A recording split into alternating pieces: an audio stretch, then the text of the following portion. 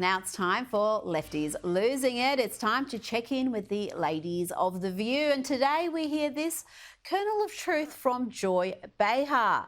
They are haters and they are miserable. You know what's in the air, Whoopi? What's Trumpism. We lost the election. Wait a minute. We lost the election. We're miserable. Half of this country is miserable. And let's just tell the truth. We hate that he won. We hate it. And everybody's uptight and crazy right now. They are miserable. Yes, we know. We know that. Not much joy on The View set. Now listen here as Joy unloads on a man whose audience is far, far greater than hers, Joe Rogan. She's upset about dragons. We went from Walter Cronkite, basically, to this guy, Joe Rogan, who believes in dragons. I checked it. He believes in dragons? He believes in dragons. Did you triple source that? Yes, I did. And he also thinks that dragons, I guess, like dinosaur-y type of animals. Oh dear. For the record, because you're never going to get straight facts from The View, Joe Rogan doesn't believe there were once dragons that breathe fire, like in the Game of Thrones. He was talking about dragon, dinosaur type of animals that fly, something wildlife biologists have speculated about. But back to The View and their delusions of honesty and accuracy. But I think that's why people like our show, because they know that we are checked by ABC News. But We're checked by everybody. Yeah, I mean, if we're wrong, we have, the legal note here. I'm sorry, but Sonny reading out frequent legal notes when people threaten to sue is not the same thing as being accurate. Now to an almighty meltdown from Axios CEO and co-founder Jim Vanderhey. This rant about Elon Musk and X is incredible for its sheer audacity and self-delusion. He really thinks people lost trust in the media because of X or some nefarious force. No, Jim, it was because folks were sick of being lied to by the leftist media. Elon Musk sits on Twitter every day, or X today, saying we are the media, you are the media. My message to Elon Musk is bullshit. You're not the media. What we do, what journalists do, what you did in Mississippi, what Al Jazeera does in the Middle East. Being a reporter's hard, really hard. You have to care. You have to do the hard work. You have to get up every single day and say, I want to get to the closest approximation of the truth without any fear, without any favoritism. He's either lying or he's ignorant. There are no other options at this point. Journalists ignoring the truth and becoming political activists is what has seen trust in the media plummet to record lows. But of course, Jim's rant was applauded by the very worst examples of the leftist media, the lunatic asylum that is MSNBC, the network with a plummeting audience for the lunatic fringe, by the lunatic fringe, and yeah, of course, they loved Jim's speech. You do it by doing the hard work. Yeah, come on, slow clap, everybody. Whoa. First of all, I've got to say, extraordinary content. It needed to be said. Yeah. It continues to need to be said. When all of the garbage is flying around on social media, lying about reporters, lying about the hard work they do, lying about the hard work editors do, lying about everything up and down. Joe Scarborough and the network that has done more to damage journalism's name than any other, he's still trying to gaslight the nation. At least while they're playing the victim, they've stopped pushing the Russian collusion hoax. Time to check in now on the leader of the free world. Remember him? Joe Biden, or is it Joe Biden's husband? I must say, I followed that standard because I had no choice. I'm Joe Biden's husband. Oh dear, he's not all there, is he? Now to a man identifying as a woman who's wearing a lemon dress and a keffiyeh. I wouldn't suggest doing that in Gaza or the West Bank or any Muslim majority country.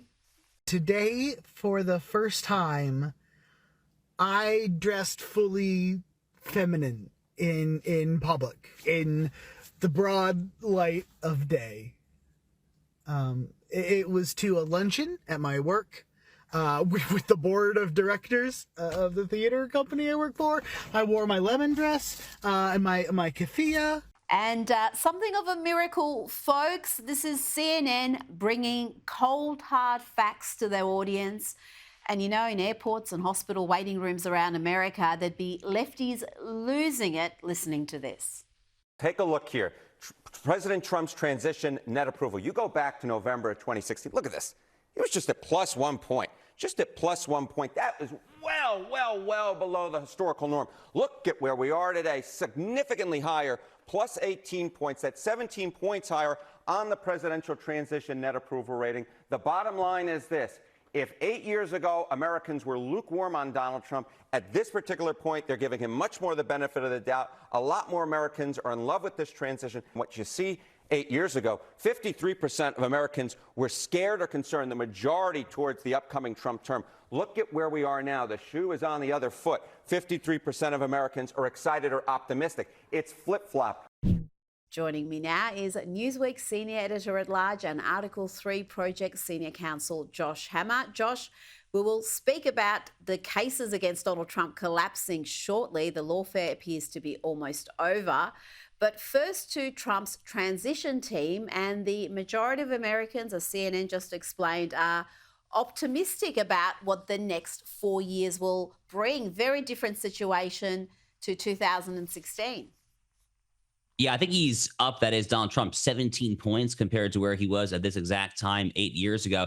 Look, it's no small wonder why. There's multiple causes for this, Rita, in my estimation. First and foremost is that, you know, it's funny, the Republican Party at this time, it went through an ideological phase around the time of the Tea Party the Tea Party rise, 2010, 2012. And, you know, at this point, MAGA has an ideology for sure, and I don't want to downplay that. But right now, I think the Republican Party under Donald Trump is best understood as a party of the opposition. And it is the majority party, but what it does oppose is woke. It opposes wokeism. It opposes radical leftism. And at that point, when you are defined so broadly in opposition to all these various policies and movements that are so wildly unpopular, you're going to be more popular, because guess what? On all these various woke issues, whether it's the open border, whether it's biological men and women's sports, or God forbid, biological men and women's prisons, all these crazy woke excesses, the American people are on the side of civilizational sanity, not the side of civilizational arson.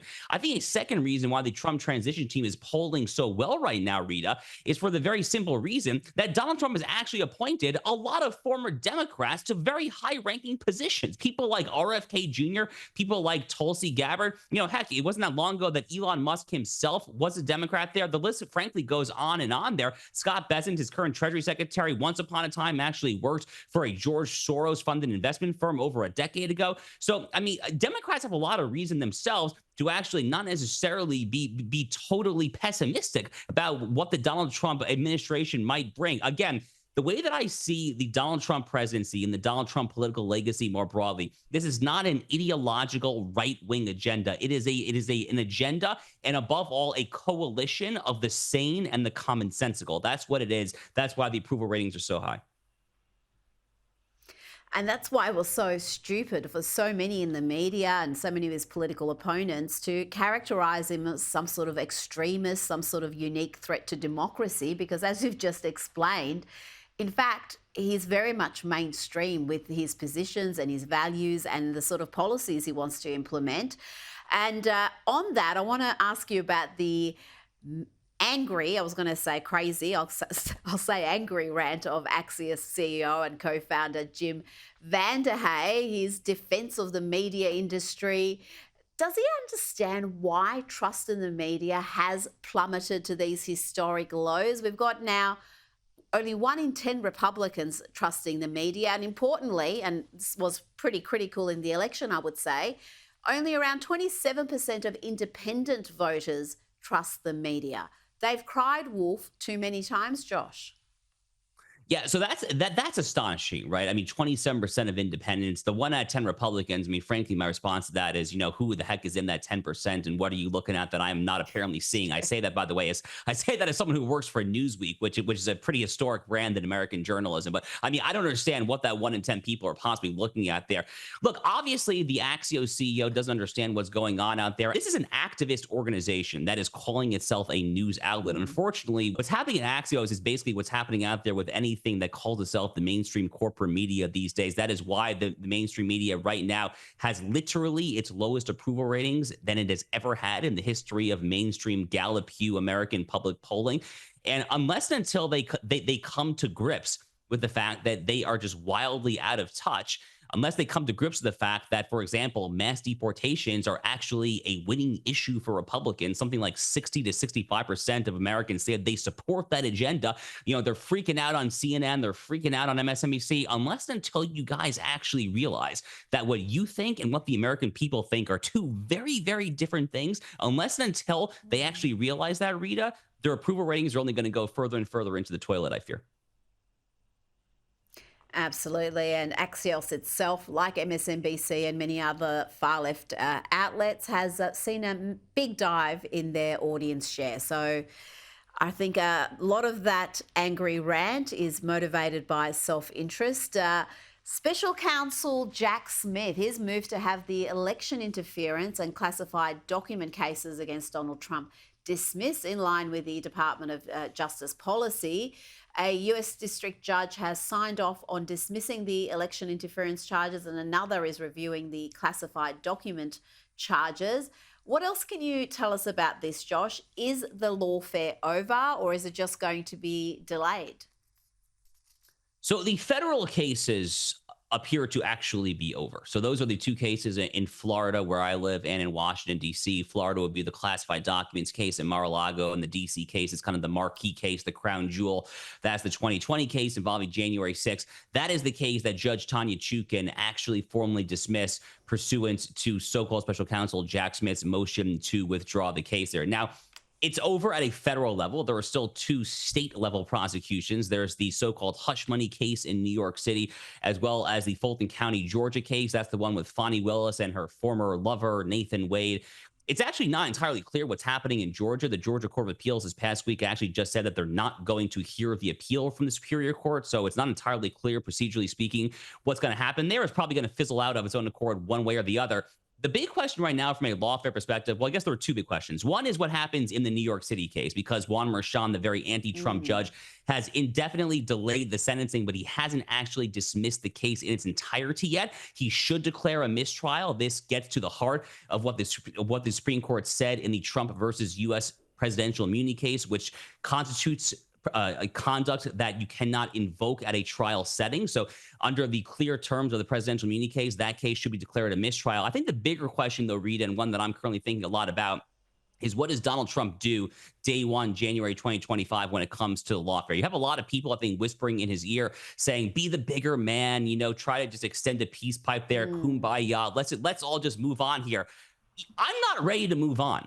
I am not ready to just move on and just turn the page from the past 2.5 years of them trying to bankrupt, incarcerate, destroy their political opponent in third world sub-Saharan Africa tin pot dictatorship fashion. They have made a mockery of the rule of law in this country. They have crossed not just one Rubicon, they have crossed hundreds of Rubicons at this point there. And unless and until they pay some sort of price for that, I fear that when they regain power, which inevitably they will at some unforeseen point, but at some point they will, unless and until you make them feel the price now, the pain, they're just going to double down at a future date.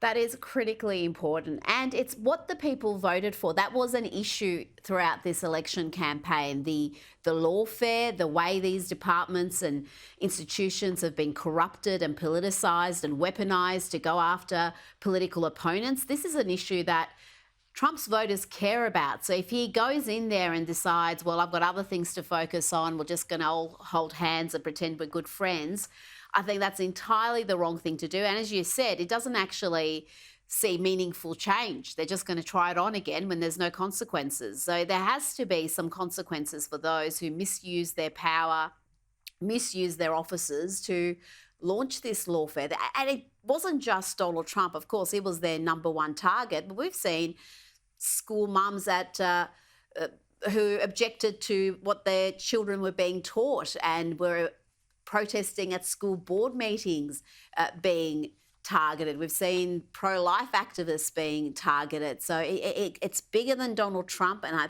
hope he really does not neglect this important area. I want to ask you about California Governor Gavin Newsom. He is a future Democrat presidential candidate, if you ask me, despite the mess that California is in.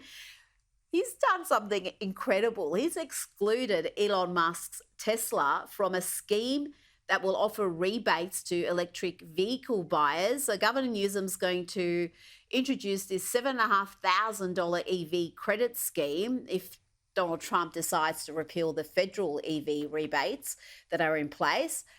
But he's going to exclude Tesla, the most popular EV and the one that's actually made in America, made in California, Josh.